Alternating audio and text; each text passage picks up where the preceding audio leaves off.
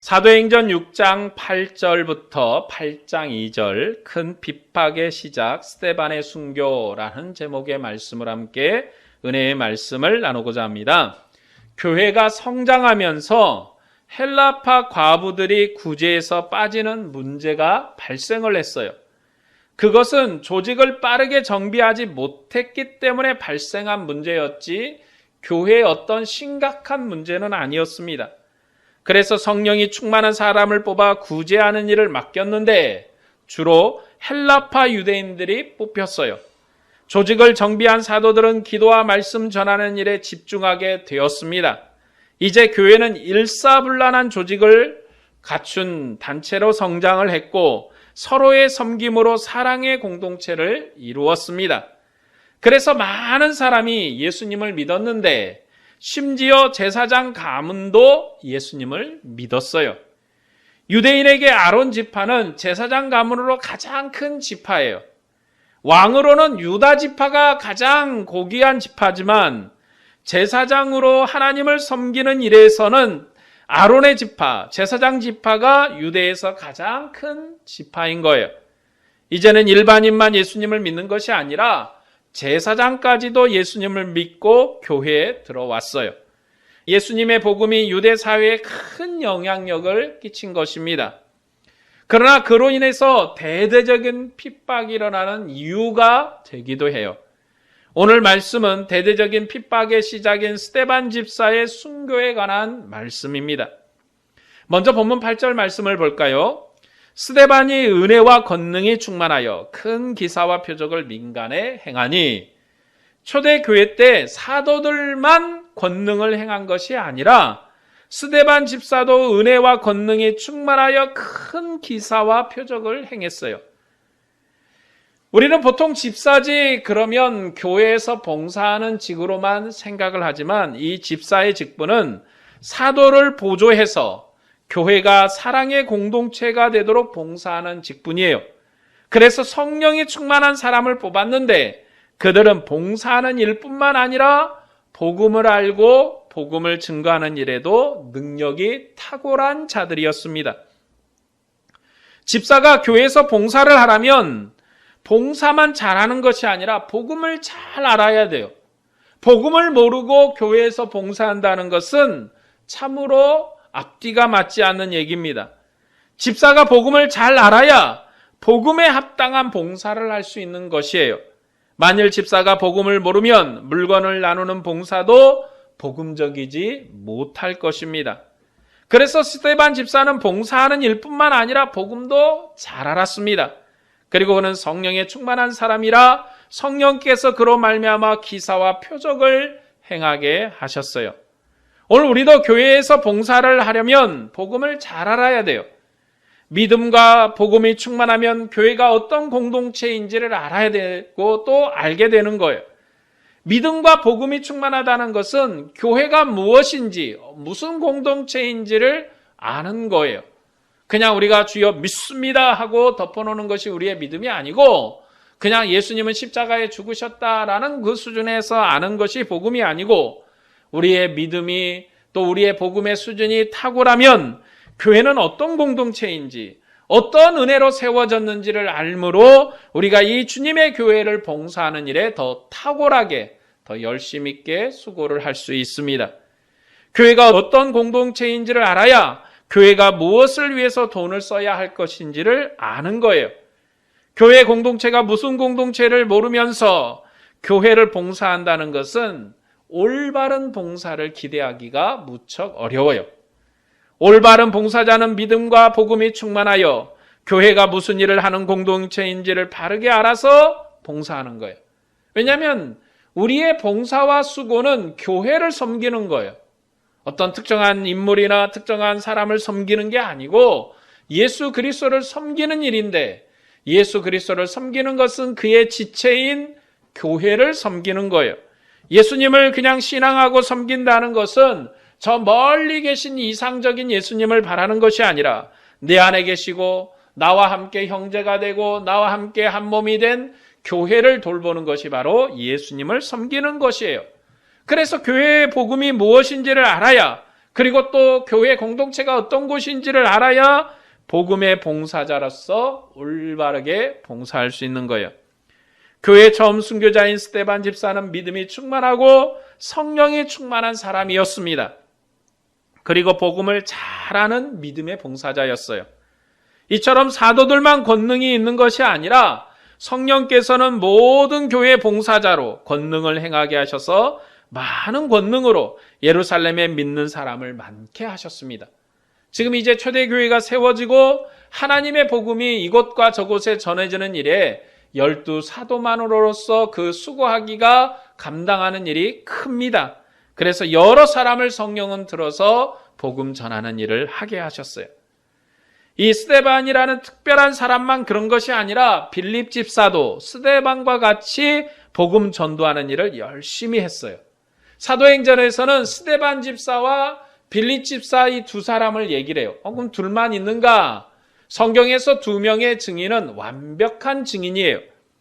그래서 사도행전은 이 2명의 증인을 기록함으로써 초대교회의 모든 봉사자가 복음을 위해서 충성스럽게 봉사했음을 분명하게 드러내고 있는 거예요. 2명의 집사, 스데반과 빌립 집사의 사역을 기록을 했는데 스데반과 빌립 집사의 사역의 기록을 통해서 모든 교회 봉사자들이, 많은 다수의 봉사자들이 하나님의 교회를 위해서 예수 그리스도의 복음을 위해서 많이 수고했음을 대표적으로 기록하고 증인으로 삼은 것입니다. 하나님은 성령을 자기 백성에게 충만하게 부으셨고 예루살렘에 예수님의 이름을 풍성하게 하셨습니다. 하나님의 일이 큰 영광과 권능으로 나타나자 사단도 하나님의 일을 방해하기 시작을 했어요. 사단은 마지막 심판으로 무적행에 들어가기 전까지 복음을 방해할 거예요. 사단이 불못에 들어가기까지 교회를 박해할 것입니다. 사단의 첫 번째 방해는 사도들을 핍박한 것이에요. 사도들을 겁박해서 복음 전도를 못하게 했지만 사도들은 핍박에도 굴하지 않고 열심히 복음 전파를 했어요. 그래서 복음이 예루살렘뿐만 아니라 여러 지역에 전파되었습니다. 사단이 사도들을 방해했지만 성공하지는 못했어요. 그래서 사도들이 열심히 복음을 전했고 또 그로 인해 말미암아 예루살렘의 복음이 충만했습니다. 그런 상황이 되니 이제 사도들만 공격하는 것이 아니라 성도들을 공격하기 시작했어요. 그 첫 번째 사건이 바로 스데반을 죽인 사건이에요. 스데반을 죽이고 스데반의 죽음 이후에 예루살렘에 큰 박해와 핍박이 일어났음을 보이고 있습니다. 본문 6장 9에서 10절 말씀을 볼까요?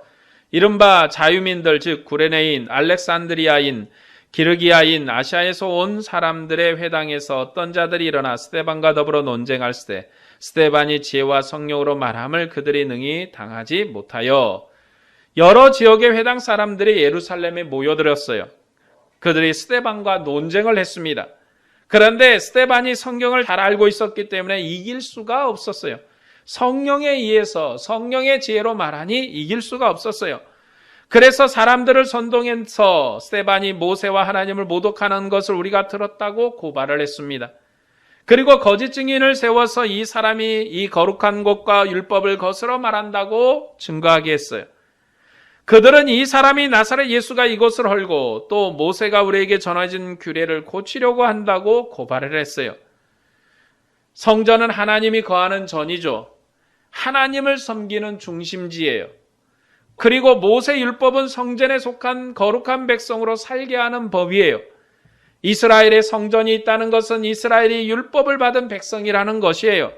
그리고 그 율법의 핵심은 할례를 통해서 율법에 속한 백성으로 살게 하는 거예요.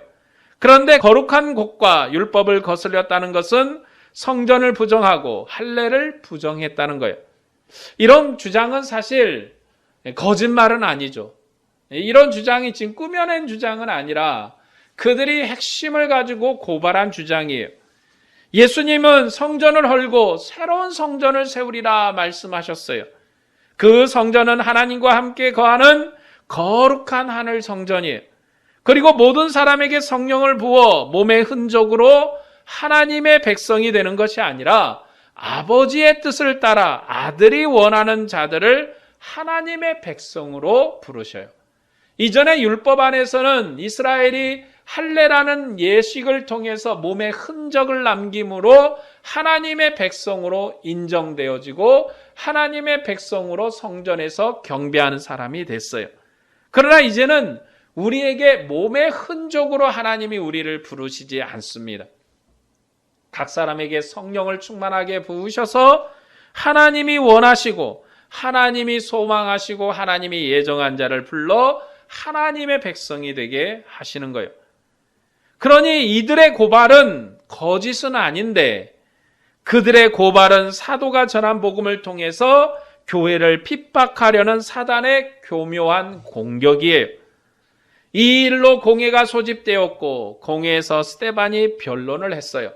스데반의 변론은 창세기부터 시작을 해요. 창세기부터 시작을 해서 출애굽기로 그리고 여러 시대에 하나님이 자기 백성에게 어떤 은혜를 베푸셨는지 이스라엘 백성이 어떻게 범죄했는지를 증거했습니다. 이 스데반의 설교 중에서 7장 30절 말씀을 볼까요? 40년이 참에 천사가 시내산 광야 가시나무 떨기 불꽃 가운데서 그에게 보이거늘 이렇게 말하고 있어요. 스데반은 천사가 떨기나무 불꽃 가운데서 그에게 보였다라고 그렇게 설교합니다. 그러나 출애굽기 3장에서 보면 여호와의 사자가 떨기나무 가운데서 나오는 불꽃 안에서 그에게 나타났다고, 그때 여호와께서 그가 보려고 돌이켜 오는 것을 보시고 하나님이 떨기나무 가운데서 그를 불러 모세야 모세야 그렇게 부르면서 그가 이르되 내가 여기 있나이다 답변한 것으로 말씀해요. 그러니까 출애굽기 3장에서는 여호와의 사자하고 여호와 하나님이 동시에 등장을 해요. 그러니까 여호와와 여호와의 사자가 직접 말한 것이 번갈아서 나오는데 그것은 구약 때 하나님의 나타나심은 천사의 나타남이기 때문에 그렇게 나오는 거예요. 구약 때 하나님은 왕의 보좌에 앉아 계시고 그의 일꾼인 천사들을 통해서 일하셔요. 왜냐하면 왕은 항상 종을 시켜서 일하는 것이기 때문에 그래요. 왕이 나가서 일을 해버리면 왕이 전령도 하고 왕이 전쟁도 하고 왕이 가서 막 직접 싸우고 그러면 그건 왕이 아니죠. 왕이 전쟁에서 잡혀서 죽임을 당하면 그 나라는 멸망하는 거예요. 그래서 하나님은 천국 왕으로 보좌에 앉아 계시고 천사를 보내서 일을 하셨어요. 이런 형식은 성전을 만들 때도 성전 주변을 천사로 장식한 것으로 알 수가 있어요. 하나님은 자기 일꾼인 천사를 보내서 일하기 때문에 성전 주변 장식에 천사를 사용하셨습니다. 이처럼 구약 때 하나님의 나타나심은 천사의 나타남이었어요. 그런데 갈라디아에서도 천사의 손을 통해서 모세에게 율법을 주셨다라고 말씀합니다. 그리고 모세가 율법을 받은 것이 이스라엘 백성이 율법을 받은 것이라고 말을 해요. 갈라디아서가 이렇게 말하는 이유는 율법을 많은 중간 단계가 거쳐서 왔다는 거예요. 그러나 복음은 중간 단계가 없어요. 하나님이 직접 우리에게 말씀하신다고 증거하기 위해서 그래요. 율법은 하나님이 천사가 모세에게, 모세가 그리고 이스라엘 백성에게 이렇게 단계를 거쳐서 왔고, 복음은 하나님의 아들이 우리에게 직접 말씀하시는데 그가 바로 하나님이시고 아버지 품속에 계셨던 독생자이시고 아버지와 함께 하신 분으로 말씀을 하신 거예요. 그러니까 복음은 중간 단계가 없어요. 복음이 성령이 받아가지고 그리고 사도가 받아서 누구에게 이런 게 아니라 성령을 통해서 하나님의 영을 통해서 모든 사람에게 직접 말씀하시는 게 복음이에요. 율법은 중간 단계가 있지만 복음은 중간이 없어요. 직접 하나님이 자기 백성에게 말씀해요. 이것이 구약과 신약의 큰 차이예요. 구약은 선지자가 있어야 되고 왕이 있어야 되고 제사장이 있어야 하나님을 대면하고 하나님의 음성을 들을 수 있어요. 그러나 신약은 중간에 누가 있어야 될 이유가 없어요. 하나님이 우리에게 직접 말씀하시고 음성을 주셔서 우리로 하나님의 이름을 경배케 하시고 영광 돌리게 하는 거예요. 그래서 율법은 종된 법이에요. 그러나 복음은 자유의 법이고 모세와 하나님의 아들인 예수님을 이렇게 대조해서 복음의 자유함을 강조합니다. 그래서 스데반도 천사가 시내 광야 가시나무 떨기 불꽃 가운데서 그에게 보였다고, 천사가 모세에게 말했다고 그렇게 강조하는 거예요. 이것은 율법은 천사가 준 것이고 복음은 하나님의 아들이 직접 준 것이라고 예수 그리스도의 탁월함을 강조하기 위한 어법이에요. 이제 하나님의 아들이 세상을 복음으로 직접 통치하십니다. 구약처럼 휘장 뒤에서 통치하는 것이 아니라 자기 백성에게 성령을 부으시고 직접 통치하셔요. 구약은 종의 시대지만 신약은 자유한 아들의 시대예요. 그러므로 신약의 법을 따라 하나님을 섬겨야 한다고 스데반이 설교하면서 더불어 그들의 범죄, 그들이 하나님의 아들이신 예수 그리스도를 죽인 범죄를 고발합니다. 본문 7장 51절에서 53절 말씀을 보겠습니다. 목이 곧고 마음과 귀의 할례를 받지 못한 사람들아, 너희도 너희 조상과 같이 항상 성령을 거스르는도다. 너희 조상들이 선지자들 중에 누구를 박해하지 아니하였느냐? 의인이 오시리라 예고한 자들을 그들이 죽였고 이제 너희는 그 의인을 잡아준 자요 살인한 자가 되나니 너희는 천사가 전한 율법을 받고도 지키지 아니하였도다 하니라. 스데반은 예수님이 의인이심과 세상의 구원자이심을 증거하는 일에 결단코 물러서지 않았습니다. 사도들도 공회의 핍박을 받았지만 그들도 물러서지 않았어요. 그래서 하나님의 말씀을 듣는 것이 옳은지 사람의 말을 듣는 것이 옳은지 판단하라고 했습니다. 스데반 집사도 담대히 복음을 증거했어요. 내가 율법을 무시하는 것이 아니라 이스라엘 백성이 대대로 율법을 무시해왔다고 정죄했어요. 그리고 지금도 너희들이 조상의 죄를 따라 율법을 무시하고 그리고 하나님의 아들을 죽인 죄인이라고 그들을 정죄했습니다. 모세와 이스라엘의 많은 선지자가 더 큰 선지자 올 것을 약속했는데 더 큰 선지자인 하나님의 아들이신 예수님이 오셨는데도 그를 죽였다고 이스라엘 백성을 정죄했어요. 예수님은 죽은 자를 살리신 분이시고 성전보다 더 큰 분이셔요. 그리고 자기 이름으로 성령을 부으신 분이십니다. 그는 모세보다 더 큰 분이시고 이스라엘 백성이 자기 조상들의 죄를 따라 그를 죽였다고, 그런 분을 이스라엘 백성이 자기 죄를 따라서 죽였다고 이스라엘을 정죄했어요. 너희 행위는 조상들의 죄를 더하는 것이라고, 너희들이 조상의 범죄를 그대로 유전받아서 하는 것이라고. 이스라엘 백성이 언제 하나님을 섬긴 적이 있었느냐고. 광야에서 하나님을 섬긴 적이 있었느냐? 너희들이 가나안 땅에서 하나님을 섬긴 적이 있었느냐? 너희들이 왕의 시대, 다윗 왕 시대에 하나님을 섬긴 적이 있었느냐? 모세가 말하기를 나보다 더 큰 선지자, 나보다도 더 큰 하나님의 영광스러운 자가 올 것인데 그를 섬기리라 했는데도 너희가 그를 섬긴 적이 있었느냐?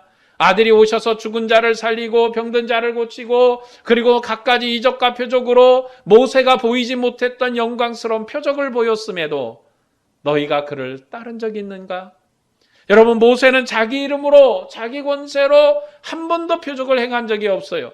여호와께서 이렇게 말씀하셨다, 여호와께서 보내셔서 이렇게 말하라고 했다고 하면서 애굽의 10가지의 재앙으로 애굽을 심판했지만 예수님은 자기의 이름으로 죽은 자를 살리십니다. 예수님은 자기의 이름으로 병든 자를 고치셔요. 예수님은 자기의 이름으로 굶어서 먹지 못하는 연약한 자들에게 오병이어와 또 그리고 4,000명을 먹인 사건으로 자기 백성을 먹이시는 분이세요. 그런 분이 모세보다 더 큰 권세와 더 큰 권능으로 자기 백성에게 말씀하시고 자기 백성에 역사하셨는데도 이스라엘은 그것을 알아보지 못하고 자기 조상들에게 그리고 자기 조상들에게 유전받은 대로 그 예수님을 죽이고 또 그렇게 범죄했다고 이 스데반이 정죄했습니다. 이런 엄중한 하나님의 말씀을 들었으면 이스라엘 백성은 돌이켜 회개하고 하나님께 돌아와야 돼요. 왜냐하면 그들은 선지자 백성이고 하나님이 함께하는 백성이기 때문입니다.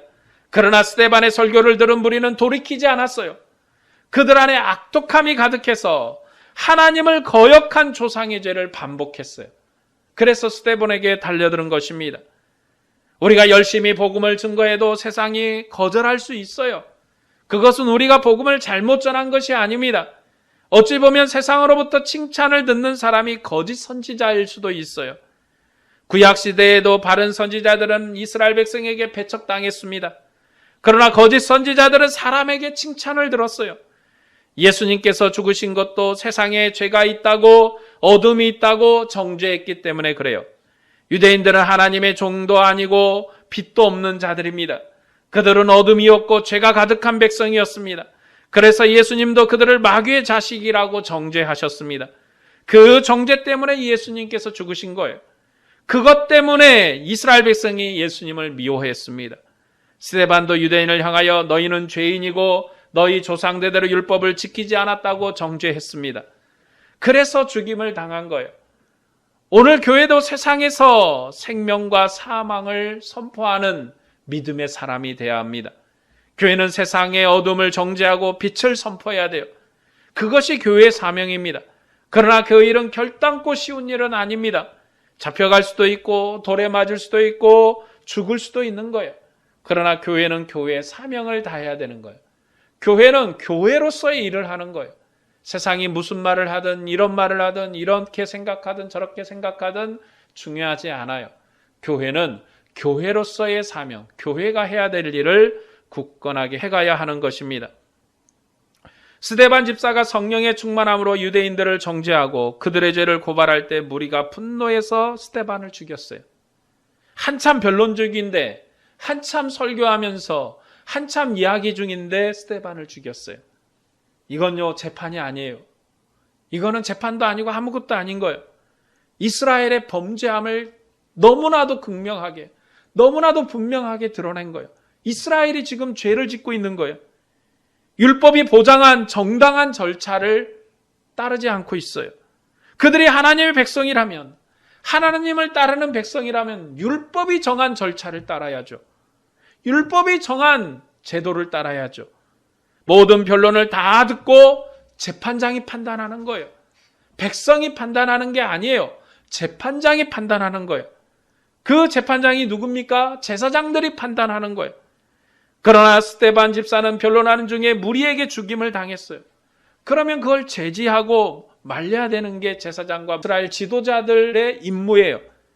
이것은 재판도 아니고 오히려 이스라엘 백성의 죄를 더욱더 극명하게 드러내는 것입니다. 하나님이 그들을 채찍했는데 그들이 회개한 것이 아니라 하나님을 대항하여서 분노의 칼을 든 거예요. 그들은 스데반의 말을 참을 수가 없었습니다. 왜냐하면 그들이 인자이신 예수님을 죽인 백성이기 때문에 그들이 분노를 드러낸 거예요. 그러나 스데반 집사는 돌에 맞아 죽으면서도 얼굴이 천사의 얼굴과 같았습니다. 그리고 무리를 위해서 기도했어요. 주여 이 죄를 그들에게 돌리지 마소서 기도했습니다. 스데반 집사는 복음을 전하다가 순교당했어요. 그리고 신약교회의 첫 순교자라는 영광을 얻었어요. 신약의 첫 순교자는 사도가 아니에요. 여러분 굉장히 의미 있지 않습니까? 신약교회의 첫 순교자는 사도가 아니라 스데반 집사였어요. 교회를 믿음으로 봉사하는 자들, 교회를 수고하는 자들, 그 자들 중에 순교자가 나온 거예요. 여러분 꼭 교회 지도자가 탁월한 것이 아니라 교회는 모두가 다 탁월하고 모두가 존귀하고 아름다우며 영광스러운 교회예요. 서로가 존중하고 서로가 예의를 갖추고 서로가 배려하고 서로가 사랑하는 것이 교회인 거예요. 왜냐하면 하나님이 왜 사도 중에 첫 순교자를 고르지 아니하시고 하나님의 교회 봉사자인 집사 중에 순교자를 골랐을까? 그것은 우연이 아니에요. 그거는 필연인 거예요. 하나님의 교회를 향하여 우리에게 던지는 메시지예요. 교회의 목사만 영광스러운 게 아니라 누구의 특별한 장로의 직분만 영광스러운 게 아니라 모두가 귀한 거예요. 천한 직분이 없이 영광스러운 거예요. 그래서 주님도 자리에서 일어나서 스데반 집사를 맞이했습니다. 오늘 말씀을 정리하겠습니다. 스데반 집사는 성령의 충만함을 따라 복음을 증거하다가 공회에 잡혔어요. 그리고 공회 앞에서 담대히 복음을 변론했습니다. 그는 복음에 탁월한 사람입니다. 그래서 창세기부터 시작해서 여러 선지자의 죽임을 예로 들면서 이스라엘이 얼마나 율법을 무시하고 지키지 않았는지를 지적했습니다. 그래서 이스라엘 백성은 범죄한 백성이라고 정죄했습니다. 스데반에게 정죄받은 이스라엘 백성은 스데반을 죽였어요. 예수님께서 이스라엘 백성을 독사의 자식이라고 정죄해서 죽임당한 것처럼 스데반 집사를 죽였습니다. 이스라엘 백성은 하나님의 백성이 아니라 사단에게 속한 악한 백성이기 때문에 자기 왕을 죽였고 그를 증거한 스데반 집사마저 죽였습니다. 이처럼 복음은 널리 증거될수록 박해가 많아요. 사도들의 어려움은 유대인들 때문이었습니다. 이방인들은 유대인처럼 박해하진 않았어요. 그러나 유대인들은 예수님을 박해하는 일에 앞장섰고 그의 제자들을 죽이는 일에도 앞장을 섰습니다. 그들은 옛 언약을 받은 언약 백성이기 때문에 새로운 것을 받아들이려 하지 않았어요. 그래서 율법을 안다는 이스라엘 백성이 예수님을 죽였고 그의 제자인 스데반을 죽였습니다. 그러나 복음은 하나님께로부터 온 거예요. 이 복음은 하늘 영광스러운 복음입니다. 그래서 어떤 핍박과 고난 속에도 승리할 거예요. 주님은 교회를 보호하시고 영광스럽게 하십니다. 왜냐하면 교회가 핍박받는 것이 주님께서 핍박받는 것이기 때문에 그래요. 그러나 우리가 죽는 것은 교회의 패배가 아니에요. 우리가 복음을 전하다가 복음을 전도하지 못하고 믿는 사람의 수요가 많아지지 못하고 때로 우리가 핍박을 받아 죽는다 할지라도 그것은 교회의 패배가 아닙니다. 지금 이 스데반이 죽었는데 그로 말미암아 예루살렘 교회에 큰 핍박이 일어났는데 이것은 패배가 아닙니다. 우리가 복음 때문에 죽어도 주님과 함께 부활할 것이기 때문에 그것은 패배가 아니에요. 우리가 오늘 힘을 내서 복음을 증거할 수 있는 것은 부활의 소망이 있기 때문이며 하늘 보좌의 영광스러운 자리를 상속받을 소망이 있기 때문에 그래요. 이 소망이 없다면 스데반의 죽음도 그냥 비참한 죽음이에요. 그리고 이후에 여러 사도들의 죽음도 비참한 죽음일 뿐이에요.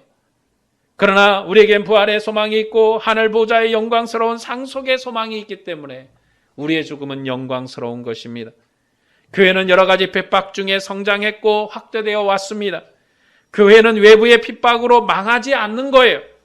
불이 강하면 강할수록 더 무섭게 번지는 것처럼 핍박과 고난이 더욱더 복음을 풍성하게 할 것입니다. 역사적으로 교회는 박해 때문에 무너진 적이 없어요. 2000년의 역사 속에서 교회가 박해 때문에 무너지지 않았어요. 그러나 교회가 무너지는 것은 내부의 문제 때문입니다. 우리가 복음으로 바르게 서지 못하면 우리 스스로 악을 행하고 무너질 거예요. 교회는 자기 안에 있는 악으로 인해서 타락하고 무너질 거예요. 우리는 이 사실을 잘 기억해야 돼요. 교회가 왜 무너지는가? 왜 타락하는가? 왜 교회가 세상에서 망하는가? 그것은 우리가 복음을 몰라서 그래요. 우리가 복음을 몰라서, 복음을 모르고 복음의 가르침을 받지 않고 복음을 생각하지 않아서 그래요. 복음이 뭐냐? 교회 다니면서 성도로서 10년, 20년, 30년 신앙생활을 했는데 성도로서 복음이 뭐냐라고 물으면 답을 못해요. 성경에 대해서 질문하면 답을 못해요. 성경을 아는 건지 모르는 건지 그냥 묵묵부담이에요. 그러면 안 되는 거죠. 우리가 성경에 대해서 목사만큼 또 집사들도 목사만큼 그리고 모든 사람이 목사만큼 알아야 되는 거예요. 그거는 당연한 거예요. 스데반 집사도 복음을 너무나 잘 알았어요. 복음을 모르면 우리가 무너지는 겁니다. 창세기로부터 시작해서 요한계시록까지 성경을 알지 못하면 우리가 스스로 무너질 거예요. 교회가 타락하는 것은 성경을 몰라서인 거예요. 강단에서 복음이 전파되지 않기 때문에 그래요. 달콤하고 듣기 좋은 설교만 들으면 당장은 좋을 것이에요. 그러나 결국은 복음이 없어서 무너질 거예요. 세상의 이치와 철학을 듣는 것이 교회의 설교 시간이 아니에요. 세상의 지혜를 듣는 것이 교회 설교 시간이 아니에요. 듣기는 좀 딱딱하고 들으면 좀 지루하기도 하고 졸리기도 하고 그렇지만 이 복음을 들으면 성경의 말씀을 잘 들으면 생명을 얻을 것입니다. 성경을 연구하고 배우면 스데반 집사처럼 주님을 위해서 봉사하는 자가 될 수 있는 거예요. 세상 사람들은 지금도 주님을 거역하고 있습니다. 그러나 주님은 복음을 땅끝까지 증거하도록 자기 백성을 도우실 거예요. 그러니 우리가 먼저 성경을 바르게 알고 복음에 바르게 서야 되겠습니다. 우리가 복음에 바르게 서서 주님의 일에 확실한 은혜로 살아야 하겠습니다.